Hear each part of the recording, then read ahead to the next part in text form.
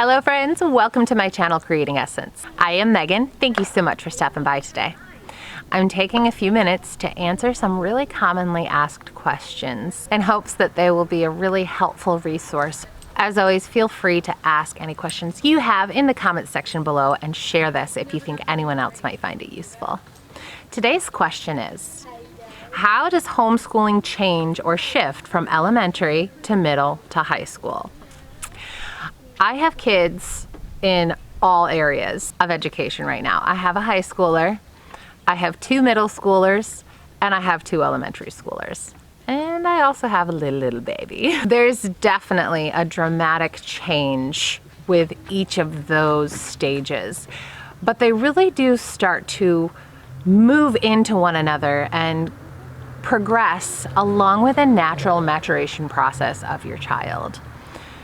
When my oldest kids were in elementary school, it was a lot of, okay, it's schoolwork time. We're going to get out our things, we're gonna sit down and do our schoolwork. And I would sit there, I would have one kid here, a baby playing here, and we would all just sit together for a couple of hours and get stuff done. Honestly, those are some of the most intense times in my homeschool years because I had all little screaming for my attention and elementary schoolers who needed my constant hands-on attention. Now, as my oldest kids moved into middle school, I still had elementary schoolers and babies, but by about 4th grade, my oldest kids started being a bit more independent. They were understanding. They were kind of taking ownership of their work every day. I started making planner sheets because they were very proficient readers and they could understand the instructions. We still had subjects that I led every single day, but my older kids were able to see on the assignment sheet, okay, it's Monday in math, I do these 2 pages. They'd bring their book to me, I would explain the sort of new teaching lesson content, do a practice problem or 2 with them to make sure they understood it, and then they would carry on. They'd bring the book back to me for corrections and move on to their next subject. And we would sort of move through the whole day that way. I still had elementary schoolers that I was teaching at that time, so it came in really handy for the middle schoolers to kind of get that explanation and go, and I would stay and teach the elementary schoolers. The workload does increase a bit as they get into middle school, but because they're more independent learners, it's not necessarily stressful and it's not a huge shift. Though we were using one curriculum at one time that there was a huge shift, and that was just not something that worked with our family. It went from 15 to 20 minutes of working through something in history to suddenly it shifted to easily an hour of reading and very dry memorization of dates and timeline points.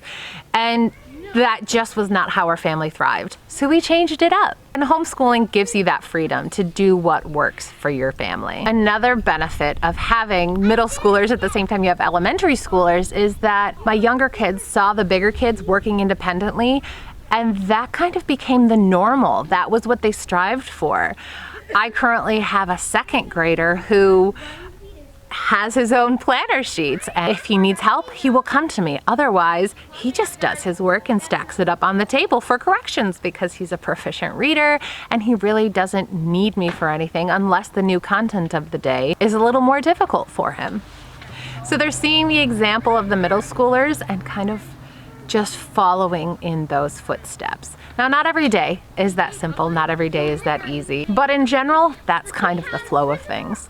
As things have progressed, and now I have a high schooler, a lot of her work is getting to the point where it is computer-based, it is online, because that's just what works for our family. There are still plenty of curriculum options that are very in-print book-based, but for her interests, her strengths, and what she wants to pursue, doing an online personal finance math course and a live-streamed American Sign Language course and a computer-based typing program are all things that she is currently working on.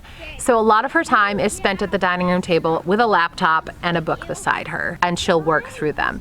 She still comes to me for questions and help, and I'm still familiar with everything that she's doing because I'm doing her corrections when needed, but she is largely independent. And I feel like a fantastic way to prepare her for, if she goes to college to pursue higher education, what things are kind of looking like in today's society. There are so many online college education options, distance learning, specialty certifications if what she wants to do does not require a bachelor's or master's degree. She will be really, really comfortable with the platform of online learning and the accountability to herself and motivating herself to complete her daily coursework. My middle schoolers are seeing her do all that fun stuff online, and they are motivated to continue working through and think about, well, when I get to high school, I have these options. At this point, there is a lot more paper reviewing for me to do and corrections in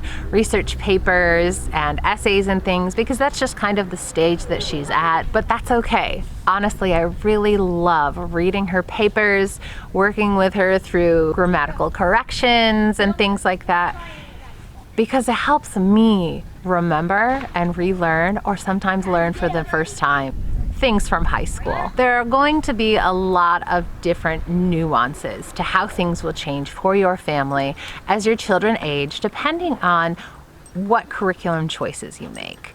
In our family, we have our individual core courses like math and language arts, and then we come together for more group-centered things. And then they also have their electives like foreign language and music and things of that nature. But one thing that has been really key for us is to foster that independence. I try to reward my kids as they continue to be more independent with their work, because they are showing that they are taking ownership of their work and they're taking responsibility.